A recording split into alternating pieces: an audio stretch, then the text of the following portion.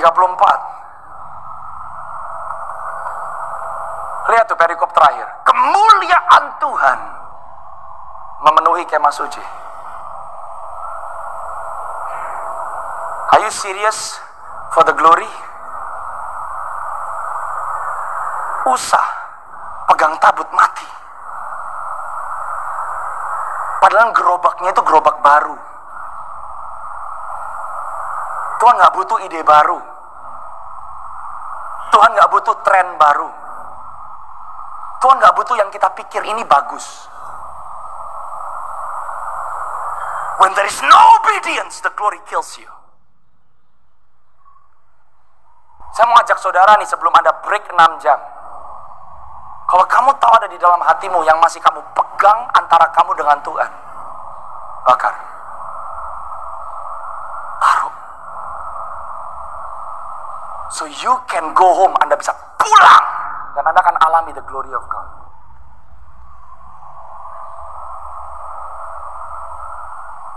Lihat ayat yang ke-34. Awan menyelubungi kemah pertemuan kemuliaan Tuhan pun memenuhi kemah suci. Look at that. The cloud covered the outside. Awan menyelubungi bagian luar kemah suci. Nomor 2. Nomor 1 obedience, saudara ya.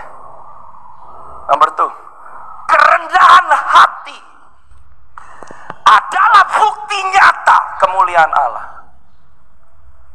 When the glory of God comes, yang pertama diselubungi sama awan adalah bagian luar. Kenapa ini penting, saudara? Yang kita tunjukin itu siapa? Yang kita tampilkan itu siapa? Daging kita keluar atau tertutupi? Humility. Humility. The glory of God akan membawa saudara dan saya to humility. The greater the power, the greater the authority, but it will bring us down. Apa itu humility, saudara? Humility. Kalau Anda baca Keluaran 13 ayat 21 sampai 22.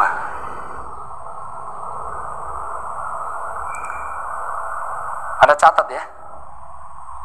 Di Keluaran 40 ayat 34, awan menyelubungi kemah pertemuan. Apa sih yang awan itu lakukan? Kalau Anda baca di Keluaran 13 ayat 21 sampai 22, saya bacakan buat saudara. Alkitab berkata seperti ini. Keluaran 13 ayat 21 sampai 22. Tuhan berjalan di depan mereka pada siang hari dalam tiang awan untuk menuntun mereka di jalan, dan pada malam hari dalam tiang api untuk menerangi mereka, sehingga mereka dapat berjalan siang dan malam. Orang yang rendah hati, Anda mau dituntun, dipimpin, bukan ke arah yang saudara dan saya kehendaki, tapi yang menjadi arah tujuan Tuhan.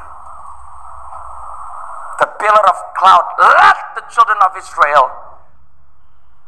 Tiang awan memimpin. Kata memimpin di bahasa Ibrani adalah kata naha. Kata naha artinya untuk diperintah, artinya untuk di-guide, artinya untuk diluruskan. Kemuliaan Tuhan tidak bisa datang kalau tidak ada orang-orang yang rela waktu kemuliaan turun. Yang menjadi kedagingan kita harus ditutupi. Yang menjadi jalan-jalan kita akan diubah. Yang menjadi cara-cara kita akan diubah. Yang menjadi cara berpikir kita akan diubah. Bahkan kita akan dipimpin ke tempat-tempat yang kita tidak kehendaki. Sebab the glory hanya turun kepada hati yang mau tunduk kepada Tuhan. Number 2, the key is humility. Karena tanpa kerendahan hati, we will receive the glory. Kita akan terima kemuliaan itu untuk diri kita sendiri lah. The glory comes through us. And glory itu harus kembali lagi kepada Tuhan. Berapa banyak hamba-hamba Tuhan yang kita sangat kagumi. Mereka punya karunia yang besar. Mereka punya panggilan yang besar. Tapi kenapa mereka akhirnya mati? Karena kemuliaan yang mereka alami, there is no humility. Punya ketaatan tanpa kerendahan hati, itu gak lengkap. Karena tanpa kerendahan hati, kita akan terima glorinya. Dan akhirnya glory itu membunuh kita. Yang mengerti katakan amin. Coba balik Keluaran 40. Saya mau kasih 3 poin lagi. Lihat ayat yang ke-35, saudara. Setelah awan menyelubungi kemah pertemuan, kemuliaan Tuhan pun memenuhi kemah suci. Ayat 35. Sehingga Musa tidak dapat memasuki kemah pertemuan, sebab awan hinggap di atasnya, dan kemuliaan Tuhan memenuhi kemah suci. Nomor 3, ini harus kita cek di sesi ini. Hati-hati dengan yang namanya terbiasa. Musa keluar masuk, keluar masuk, keluar masuk. Tapi waktu glory turun, gak bisa masuk.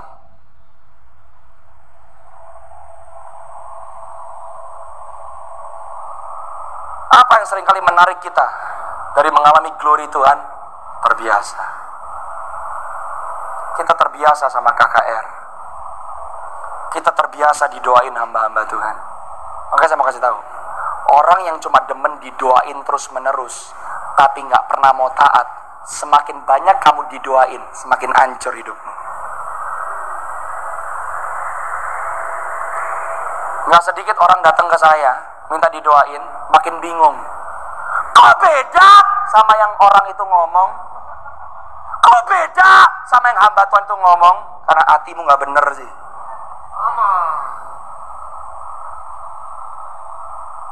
Lihat ya, didoain baik, baik. Kebanyakan didoain, nggak baik. Why? Karena hatimu nggak pernah mau taat. You get lost. Lebih baik kamu didoain 1 kali, kamu jalan dengan apa yang kamu tahu, kamu sampai ke tujuan kamu. Amen.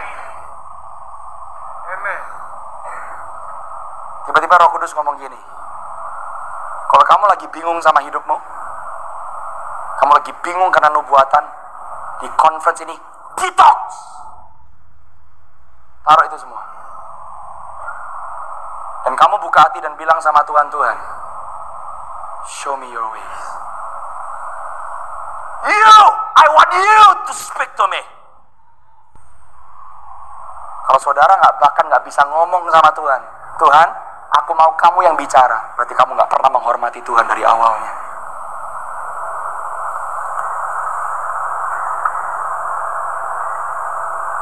Karena terbiasa, itu keintiman palsu itu. Kamu makan terbiasa sama orang, kamu terbiasa sama suamimu, kamu terbiasa sama istrimu. Kita pikir kita bisa ngomong asal aja, mau memperlakukan kayak gimana aja. Ya namanya biasa kok. Saudara dan saya gak bisa ngalamin the glory of God kalau bahkan kita terbiasa dengan hadirat Tuhan. Karena kita gak pernah mau untuk berkata, every time you come, bukan kehendakku Tuhan, tapi kehendakmu yang harus jadi. Sekarang saya mau nanya, waktu awan kemuliaan Tuhan dan api itu masuk ke dalam, Alkitab berkata di ayat 35, Musa gak bisa masuk. Saudara dan saya bisa kenali gak apa yang Tuhan larang untuk kita lakukan? Apa yang Tuhan bilang? Gak boleh nak. Lepas nak. Stop. Don't.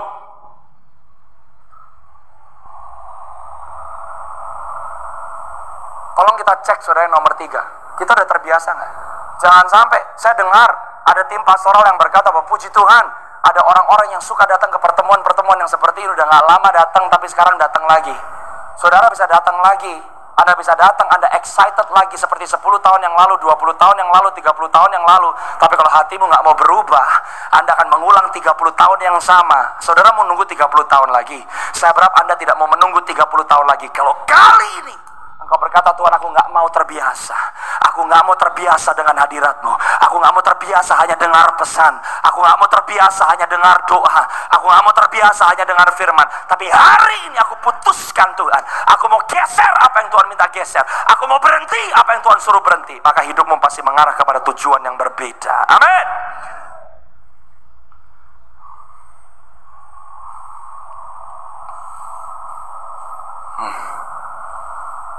Musa tidak dapat memasuki kemah pertemuan sebab awan hinggap di atasnya dan kemuliaan Tuhan memenuhi rumah itu. Saya minta kemah itu. Saya minta saudara catat atau menggarisbawahi satu hal.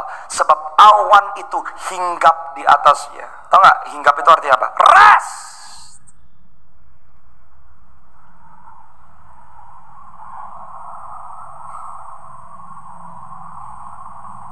Rest. Saya percaya before the glory of God comes, Tuhan lagi mencari orang-orang yang bisa rest in His presence. Full of trust. Anda percaya kepada Tuhan sepenuhnya.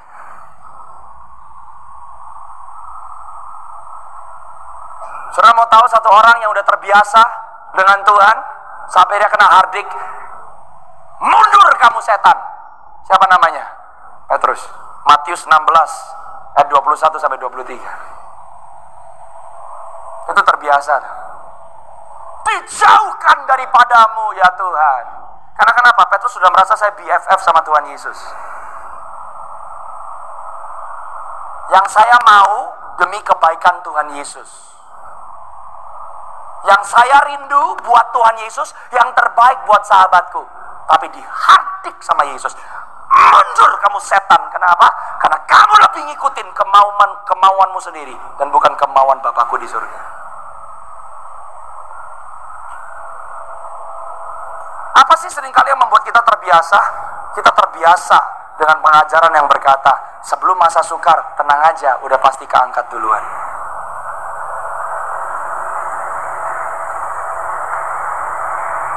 Kita udah terbiasa, Tuhan kita panjang sabar, gue mau bikin apa aja, kasih karunia-Nya cukup bagiku.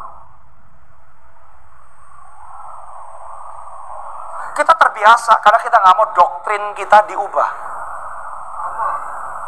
The moment merasa apa yang saya percaya selama ini kok kayaknya salah. Kerendahan hati akan berkata meskipun salah, terima kasih Tuhan ada kesempatan aku bertobat hari ini. Tapi orang yang terbiasa dan gak mau rendah hati, Anda akan pegang yang kamu percayai. Meskipun kamu tahu itu tidak membawa kamu kepada masa depan yang penuh dengan harapan.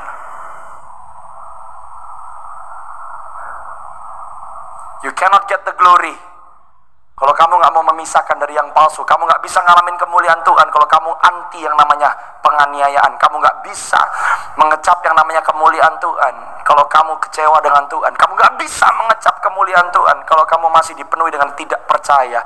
Kamu gak bisa mengalami kemuliaan Tuhan kalau kamu pilih yang kamu mau lakukan dan kamu jadikan Alkitab sebagai teologi pribadimu untuk mengiyakan apa yang kamu pikir baik untuk dirimu sendiri.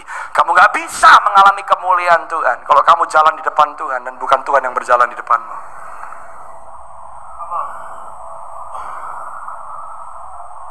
Nomor 4, saudara. I hope you're writing it down. Nomor 1 ketaatan, nomor 2 kerendahan hati. Nomor 3 hati-hati samanya yang terbiasa. Yang nomor 4 catat, the glory of God. Itu akan muncul di tengah-tengah masa tribulasi yang berat. Persiapkan dirimu. Karena kemuliaan Tuhan akan menjadi satu-satunya, katakan sama-sama dengan saya, satu-satunya yang bisa saudara andalkan. Ayatnya di mana? Masih Keluaran 40 ayat yang ke-36 sampai ayat 37. Lihat nih, ketika awan itu naik dari atas kemah suci, berangkatlah orang Israel dari tiap persinggahan mereka. Jika awan itu tidak naik, mereka tidak akan berangkat sampai pada hari awan itu naik. Tentara Tuhan di Indonesia, saya mau nanya satu pertanyaan. Jika kamu belum terangkat sebelum masa sukar dimulai, jika kamu belum ditolong dan kamu harus melewati persekusi yang hebat, jika saudara dan saya belum mengalami jawaban doa kita, jika kita belum mengalami terobosan kita, maukah kita percaya bahwa asal Tuhan ada di pihakku, aku tetap akan berdiri teguh. Bahkan sampai titik habis darahku, aku tidak akan lepaskan Yesus. That's the glory. Yang bisa memampukan saudara dan saya hanyalah kemuliaan Tuhan. Saudara di konferensi ini tanya sama dirimu sendiri, Apakah kamu melakukan apa yang Tuhan sungguh-sungguh minta kamu lakukan? Apakah kamu rela melepaskan dan pergi dari tempat di mana kamu tahu Tuhan sudah tidak ada di sana? Relakah kamu pergi ke tempat yang mungkin tidak engkau kehendaki, tapi Tuhan ada di sana menantimu?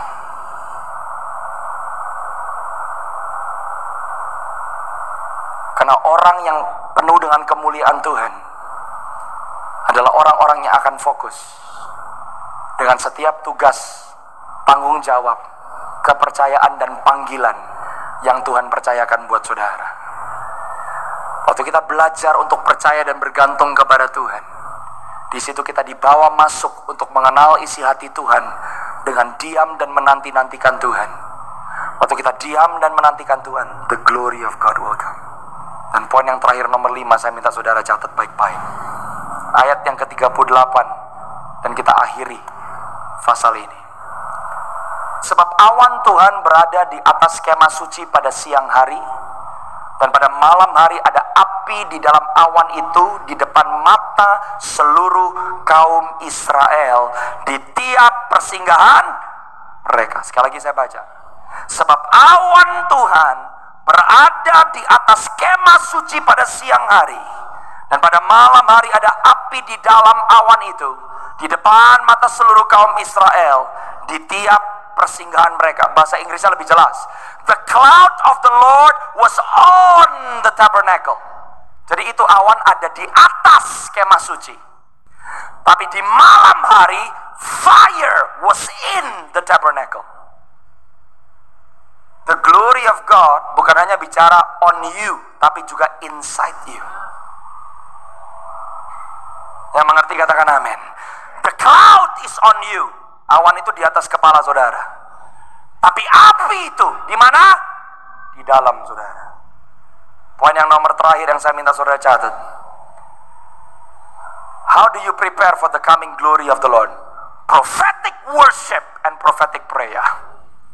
I'm releasing a prophecy to Indonesia bahwa di musim ke depan ini, mulai dari Open Heavens Prophetic Conference 2025, Tuhan sedang menggali kembali sumur-sumur kebangunan, pujian, penyembahan, dan doa yang pernah ada di Indonesia.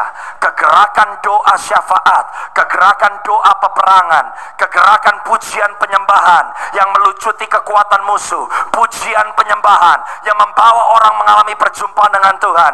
I am prophesying in the name of Jesus bahwa sumur yang ada di Semarang, sumur doa dan pujian dan penyembahan akan dibuka di konferensi ini di dalam nama Yesus. Prophetic worship and prophetic prayer itu sedang direstorasikan oleh Tuhan. Kenapa saudara? Saya minta saudara catat. Sebab when the cloud is on the tabernacle, itu bicara tentang setiap orang percaya. Tuhan rindu Anda mengalami hadirat Tuhan setiap hari.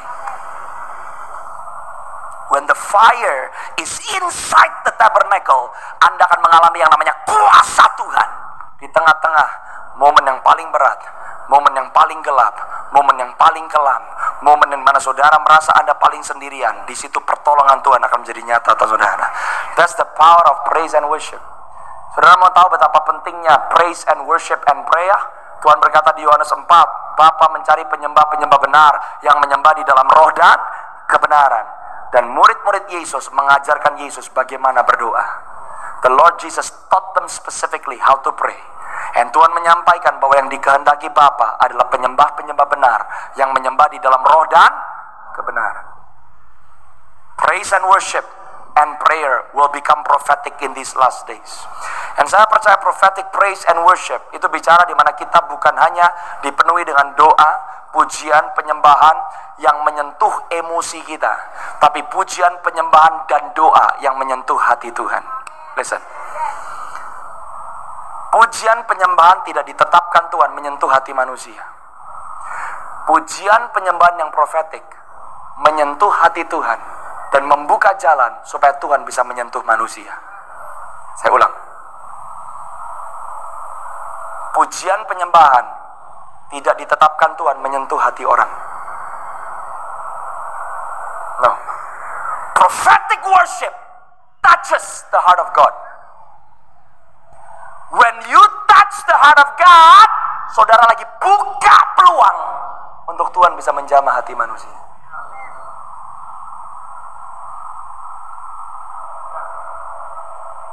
Sekarang prophetic, not even prophetic, sekarang worship semuanya tergantung dengan lagunya. God is looking for the people.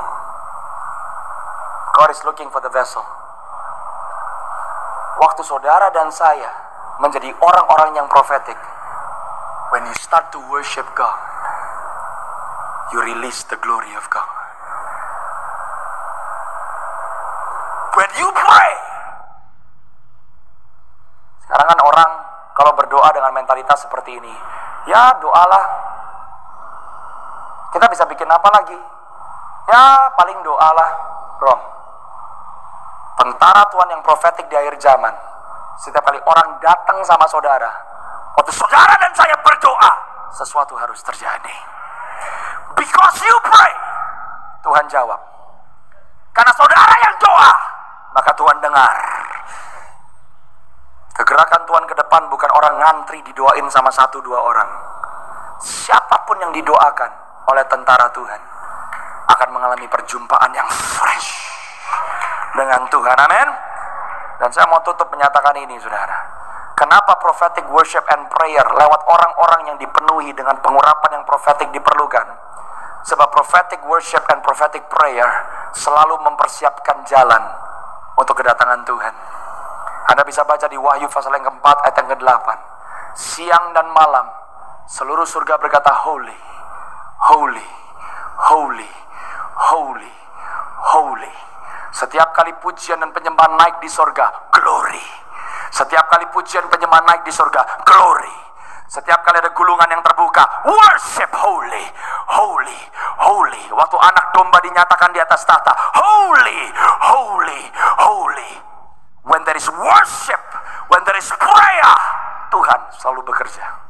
Tuhan selalu bergerak. Kuasa dan kemuliaan Tuhan pasti dinyatakan. Amin. I'm declaring over you, Indonesia akan mengalami suatu gelombang prayer and worship movement yang akan menyambar seluruh bangsa ini. Dan saya percaya dimulai dari Open Heavens Prophetic Conference 2025, setiap sumur-sumur kegerakan, doa, pujian, penyembahan yang tertutup di Indonesia akan dibuka kembali. And I'm prophesying in the name of Jesus bahwa pujian penyembahan yang naik dari bangsa Indonesia akan membawa kesembuhan-kesembuhan ilahi dan mujizat-mujizat yang kreatif. Dan doa yang dinaikkan dari bangsa Indonesia akan melepaskan yang terbelenggu. And strong deliverance ministry akan lahir dari umat Tuhan di Indonesia. Mari bangkit berdiri semuanya dalam hadirat Tuhan. Angkat tanganmu tinggi-tinggi, saudara. Sebelum engkau break, sebelum engkau mempersiapkan hati untuk nanti malam, saya minta saudara buka hatimu di hadapan Tuhan. Cek di hadapan Tuhan. Tuhan sedang mencari umat yang mau meresponi. And you are prophets in these last days. Oh, I'm gonna declare it over you, bahwa kamu adalah bangsa yang kudus, imamat yang rajani, umat kepunyaan Allah sendiri. Tuhan menghendaki semua umatnya menjadi kerajaan imam-imamnya. Tuhan menghendaki semua umatnya untuk dipenuhi dengan rohnya yang kudus, supaya bayi yang kecil akan mulai bernubuat, teruna-teruna muda akan mendapatkan penglihatan, orang-orang yang tua akan mulai mendapatkan mimpi. Mau kemana? Angkat hatimu, angkat tanganmu, saudara. Koyakan hatimu di hadapan Tuhan. Di sesi ini kalau kamu perlu bertobat dari keangkuhanmu, bertobatlah. Kalau kamu perlu berkata, Tuhan ajari aku untuk taat, aku mau pakai yang namanya jubah kerendahan hati, aku gak mau terbiasa, aku mau lepas dari yang namanya terbiasa. Tuhan, berikan kepadaku hati yang rindu untuk mengejar Tuhan apapun harganya, berapapun harganya yang harus dibayar. Kalau saudara berkata, Tuhan, bahkan kalau aku gak diangkat, aku harus melewati masa yang sukar. Kalau aku harus dianiaya oleh karena Injil, kalau aku harus dianiaya oleh karena nama Yesus, kalau engkau berkata aku gak mau jadi orang yang takut, tapi aku mau berani karena roh Allah yang ada di dalamku. Kalau saudara di dalam konferensi ini berdoa, Tuhan curahkan pengurapan prophetic worship, curahkan pengurapan prophetic prayer. Kamu angkat tanganmu di dalam nama Yesus. Mulai berseru, mulai berseru. Rebakaturulubonshende, Rabakataralamanda. Wow, I'm seeing in a vision. Saudara, apa yang sulit engkau tanggapi Tuhan. Tabiat-tabiat yang lama, pola pikir yang lama, rasa minder, rasa patah semangat, rasa mengasihani diri sendiri, kamu gak bisa tanggalkan selama ini. Saya mau beritahu bahwa di konferensi ini, manusia lamamu sedang dikuliti oleh Tuhan. Tapi di konferensi ini, kamu akan memakai manusia yang baru. Kamu akan memakai jubah yang baru. Kristus akan menjadi nyata atasmu. Syabakaralaman daralaman. Come on, come on, come on, come on, come on. Sharalalaman de